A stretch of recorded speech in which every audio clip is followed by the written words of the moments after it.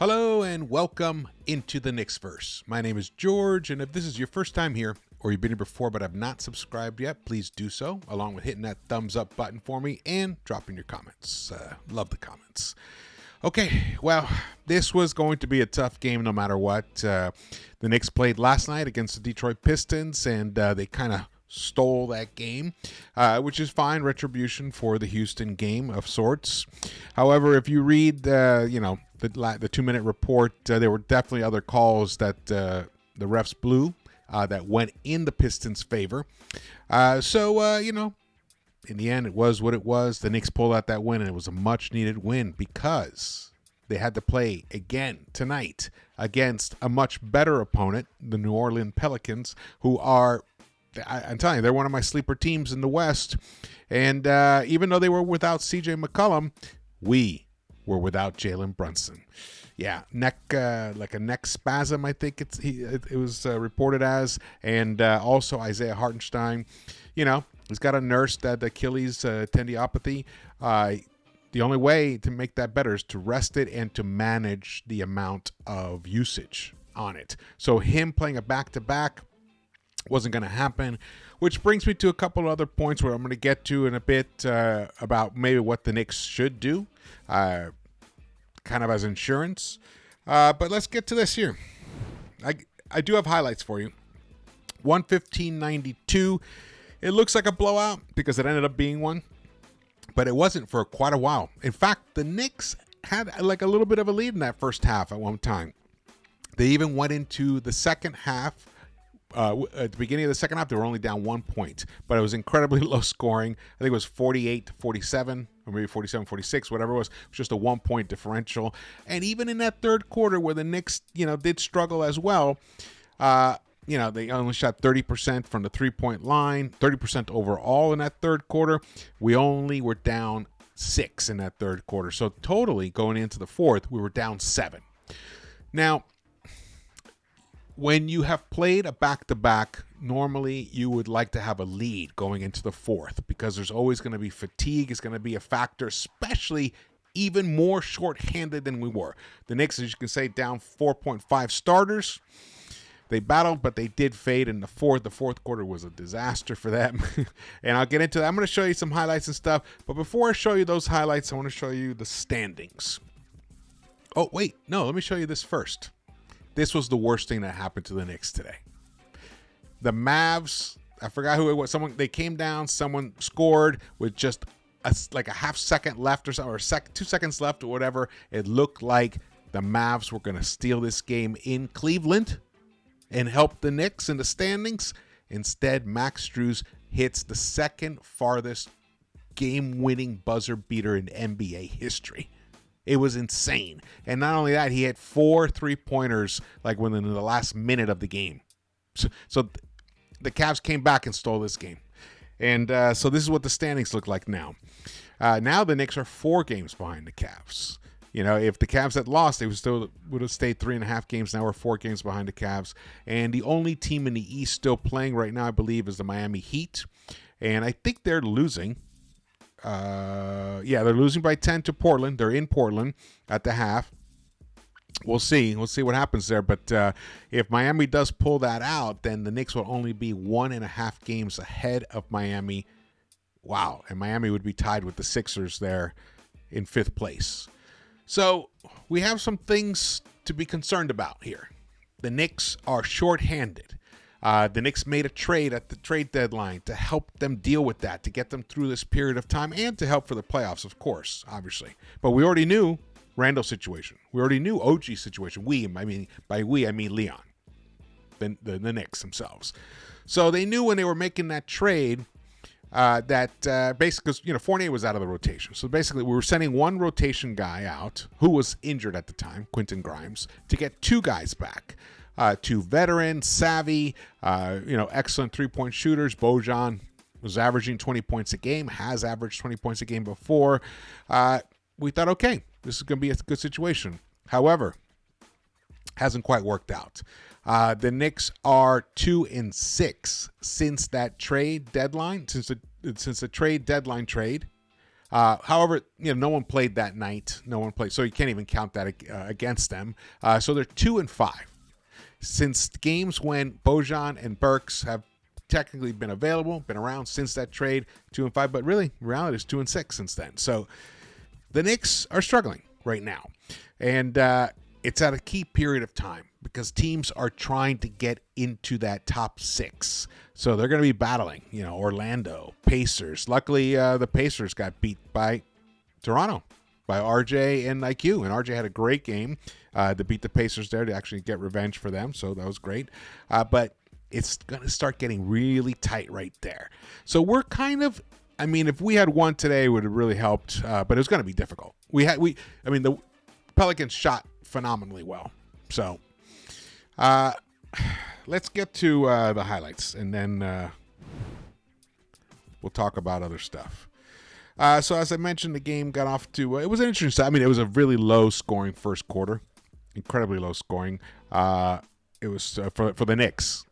We were down 7 at the end of this quarter. It was 26-19. We couldn't even break the 20-point mark in that first quarter, and it looked like that was going to happen in the fourth quarter as well. But we managed to be able to pick up some extra points there. But our offense was anemic at the beginning. It was anemic at the end, and in between, it had showed some signs of life. Josh Hart connects on a 3-pointer right there. He hit 2 of 6 overall tonight. He had a fantastic game last night, and he came back and played in 40 minutes tonight on the second game of a back-to-back. Contributed with 15 points, 10 rebounds, so he had a double-double and 5 assists, but he only shot 40% overall, 6 of 15, and only 1 of 4 from the 3-point line. And somehow in that fourth quarter, during a period of time when the Knicks were, actually, was it the fourth quarter or the third quarter? I can't remember exactly, but I think it was the fourth quarter. He missed 4 free throws in a row. He finished 2 of 6 from the free throw line. I don't know how that happens. I cough it up to fatigue. Not going to get, there's nothing to be upset about with this game. It was the situation. Injuries depleted them tremendously. And Dante did not come out firing. He struggled in that first quarter himself. And we needed someone to come out and establish themselves as a scoring threat so that the defenses should start paying more attention to them and create open looks for others. No one really could do that. Dante was the guy who was supposed to be. He was 3 of 8 overall in that first quarter, 2 of 7 from the 3-point line. Was the leading scorer for 18 points, but the rest of the squad only put up 11 points. Precious, not a great night for him offensively, but his defense was very good. He did his best. He battled, again, undersized. Sims as well. I was impressed with him in that first quarter. He played all 12 minutes. The Knicks held these Pelicans to 26 points in that first quarter. If they just had a little bit more offense, who knows? If Bojan had gotten hot in that first quarter, maybe, the Knicks are right there, and going into the half, we actually have a lead, and maybe going into the fourth quarter, they have a lead, which is really what was important. So you can see here's the second quarter, and then Bojan starts to heat up a little bit, which was really nice and much needed, because that's what he was brought here for, to do that, to be kind of a microwave scorer out on the floor. He hit 2 of 3 from the 3-point line, 3 of 5 overall, provided 12 points in that second quarter, hit all 4 of his free throws, and there's Precious there just jamming it. Beautiful. The other significant score in that second quarter was Josh Hart, who played all 12 minutes of that second quarter, along with Bojan. He provided 8 points, 2 rebounds, and 2 assists. Bojan had 3 assists in that second quarter. So he had himself a nice game. So you can see the Knicks are right there. They're right there. It was gritty. They battled. It was a valiant effort. I really have no issues with the players who played tonight, except for one. And, I hate to point out again because I kind of I spent some time last night in the recap calling him out. It was Alec Burks. In that first half, in 11 minutes in that first half, in a game where we have no Brunson, we have none of our major scorers, and Alec Burks was brought here to provide an offensive punch and to lead that second unit as a ball handler, as a point guard, basically. Could not do it. In fact, he had no assists in that first half. 1 of 4. 2 points. He finished with 2 points the whole game. He was 1 of 7, so he was 0 for 3 in the second half. It's going to be hard to keep him in the rotation when everyone's healthy. But again, it is still a little early, and the schedule's been kind of cruel with these back-to-backs and then the injuries forcing guys into roles that, maybe they weren't ready for at the moment. But Alec Burks, all those excuses shouldn't be there for him. He's been here before. He's coached. He's played under Thibs. He's played the point guard before, which, he never should have been point guard ever for this team, ever. Even 2 years ago, he shouldn't have been. And he certainly is showing that he can't be now. That's just plain as the eye can see. That said, that means that is going to fall upon Deuce. So Deuce had a lot of floor time. Didn't have, a good game per se offensively, but his defense, man, there were some moments there, but he's undersized. Think about the lineup that the Pelicans started. Trey Murphy, okay, who is I think 6'9", Herbert Jones, who I think is 6'8", Valanciunas, who we know he's a monster, 7'1" or something. Zion, who is, he's only 6'6" or whatever, but he's, huge monster. And then Brandon Ingram, who I think is 6'8", 6'9". So, Deuce is going to struggle against players like that, but he gave it his all defensively. He played 40.5 minutes, provided 10 points, got 8 assists for Deuce. So this was a good game for him to get a taste of what it's like to be out there playing against other top players. Usually he's playing, with the second unit, playing the other team's second unit. So tonight he got to play the first unit, and this is a night to learn. That's the positives out of this game. All of these role players got that extra experience, got a taste of what it's like to be there when it really matters. Look at this nice little play there from, that was a nice little two-man game right there. See, in the Knicks, even here, at this moment in the fourth quarter, we were only down 11.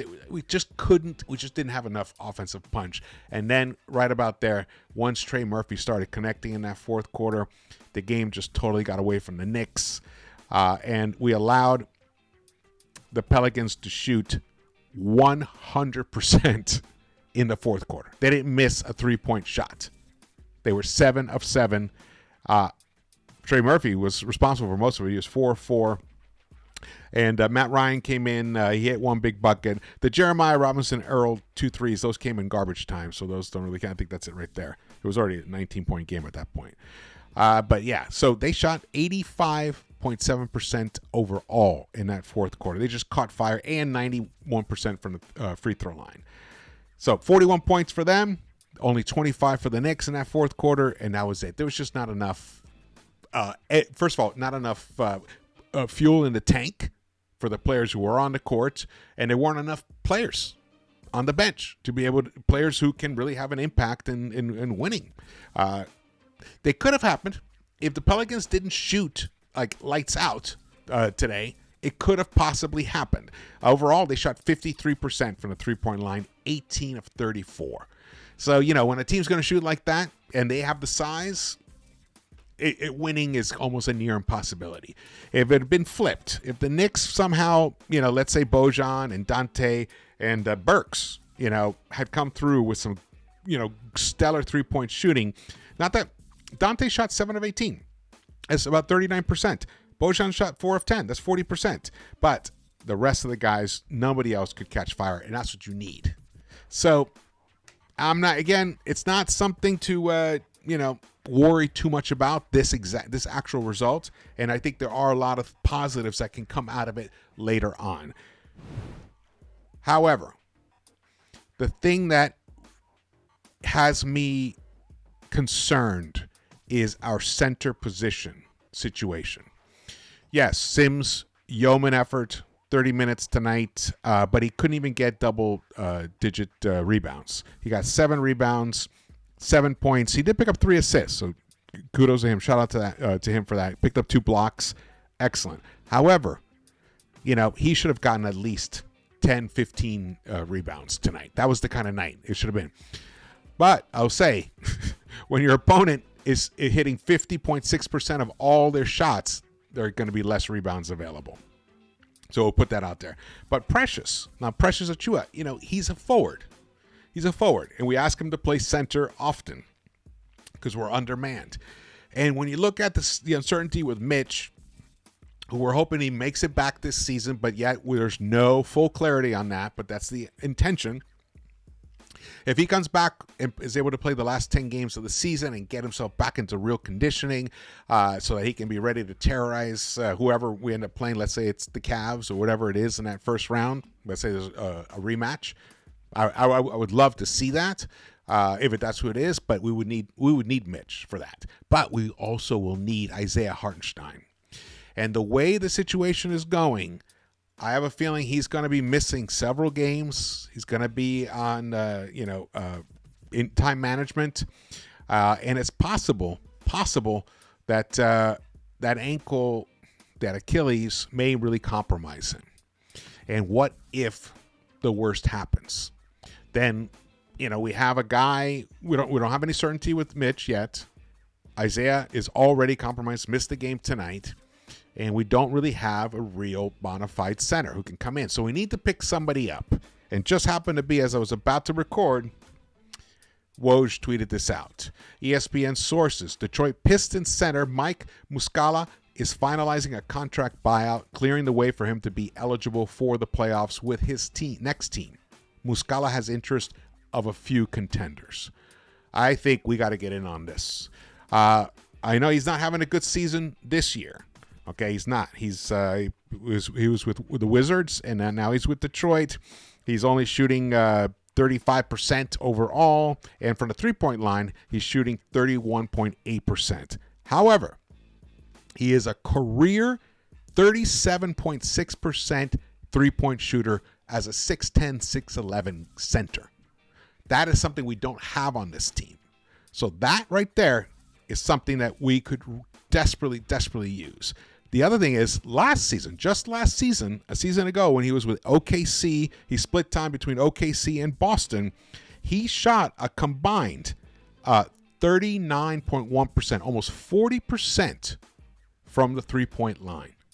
That's a 6'10" guy, almost 40% from the three-point line. And he shot 44, almost 45% overall. And then when you look at his rebounding, the rebounding is a concern, because he's not like a ferocious rebounder. But when you look at his per 36 minutes, he would be averaging about 8 rebounds a game. Okay, that's decent. It's okay. It's nothing fantastic, but it's decent. It's somebody. We need a body. We need a big. This is what we need right now. And we also need, well, hopefully it's going to be Deuce. But I think we need some insurance, because I don't know if Alec Burks is ready to handle a second unit, especially on a contender, which is what the Knicks are going to hopefully be when everyone is healthy. So these are the things that we need to be concerned about. These are the things that I hope that Leon and the front office is working on right now at this moment. We cannot miss out on this opportunity that we have right now, where we are in the fourth seed. We just need some players who can get us to like mid-March, or mid-ish to late March, where we're finally all the players are healthy, and this team has enough time to create that synergy again, that continuity again, so that by late April, this team is ready to roll again, like they did at the beginning of January. All right, let's get to the stats. I rattled off most of them already. Like I said, 15 points for Precious, 10 for Deuce McBride, who did get the start tonight in place of Brunson. I think it was a tremendous learning game for him. 8 assists. Josh Hart, 15 and 10, and Dante DiVincenzo did finish with 23 points, though it took 21 shot attempts for him. And let's see, Bojan, 20 points for him in his 29 minutes. I would say he had a pretty good game. There were some, moments here and there, some turnovers and whatnot, but what are you going to do? The Knicks only shot 30% from the three-point line overall and 37.3% field goal percentage. The plus minus kind of like, look at this. It's gruesome to look at. Not even worth getting through it. Pelicans, you can see, look at that. 21 for Zion, 24 for Ingram, 26 for Trey Murphy. Trey Murphy ended up being the high scorer in the game, and most of that came in that fourth quarter. He just poured it on. They just put the foot on the gas, just soared away from the Knicks. The team stats here, look at that. I mean, it's just nothing really to look at here. That I mean, the 27 assists for the Knicks, that's great, and they lost. Usually, the Knicks get 27 assists and they win. So in this case, obviously, didn't work out that way tonight. Though they protected the ball pretty decently. Only 13 turnovers tonight. But the points in the paint, we lost that. We were a -8 there. But fast break points, 11-6, interestingly. But it really all comes down to that three-point line. They connected on 4 additional three-point shots than us. Wow. And on 4 additional field goals. So that's 8 additional field goals they connected than we did. Gonna be hard to win that way. All right. Well, thank you so much for watching this. The next game is against the Golden State Warriors in Madison Square Garden. That's going to be very interesting. Hopefully, Brunson will be back by then.